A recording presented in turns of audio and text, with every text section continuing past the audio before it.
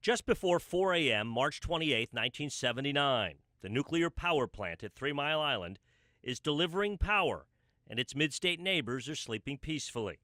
But that is about to change. It was an accident at the 3 Mile Island nuclear power plant, which is An accident at TMI's Reactor 2 just after 4 is misread by operators in the control room. A valve is stuck open. Gauges suggest it's filled with cooling water. In fact, the opposite is true. The core is exposed and partially melts down. Radioactive steam is released into the atmosphere. It wasn't until 7 a.m., 3 hours later, that the plant's operator, Met Ed, notifies authorities and neighboring communities, who will not find rest for several days. Neither would reporters, national and local, covering the story. No persons are said to have been affected. However, clothing and articles are still being tested just to make sure. Initially, Met Ed says there's no danger to the public. Lieutenant Governor William Scranton makes that announcement. But then the story changes. There has been a release of radioactivity into the environment. The magnitude of that release is still being determined. But is there danger? Should residents evacuate? Governor Dick Thornburg, on the job just 2.5 months, wrestled with that decision and struggled to get reliable information from company or government officials on exactly what was happening inside the reactor building. I have spent virtually the entire last 36 hours trying to separate fact from fiction about this situation. The mayor of nearby Middletown wasn't the only critic of Met Ed, but he was a vocal one. A lack of communications between the spokesman for 3 Mile Island and giving out information that boroughs such as Middletown could follow in case they had to go through a method or some kind of evacuation.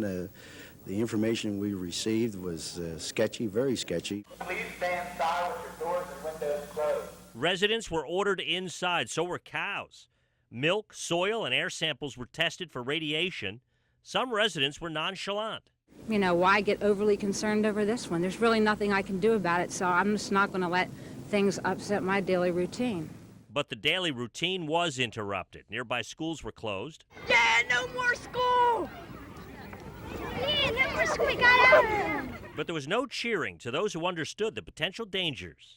It's your family, it's your neighbors, it's your friends, and they could all be in harm's way before this thing was said and done. Dan Rapak was an engineer at the Harrisburg ABC TV station.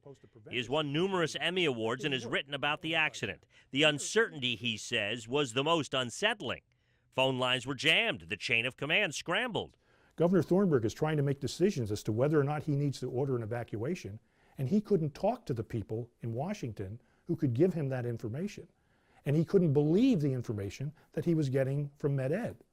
That's a bad place to be. That's a horrible place to be. On Friday, March 30th, Thornburg advises pregnant women and preschool children within 5 miles of the plant to evacuate.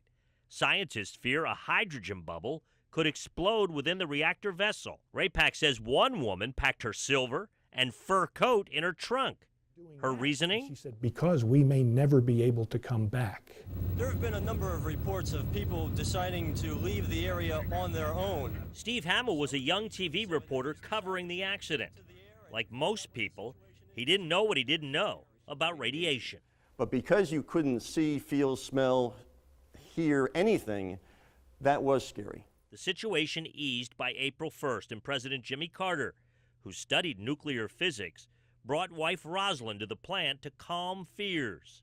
A week later, a relieved Thornburg said this. My fellow Pennsylvanians, very soon now I hope to have the pleasure of telling a brave and tired group of women and children that they can indeed go home again. I shall treasure that moment for as long as I live, for I believe it will mark the end of the most dangerous days of decision any governor has had to face in this century. Cleanup cost more than $1 billion.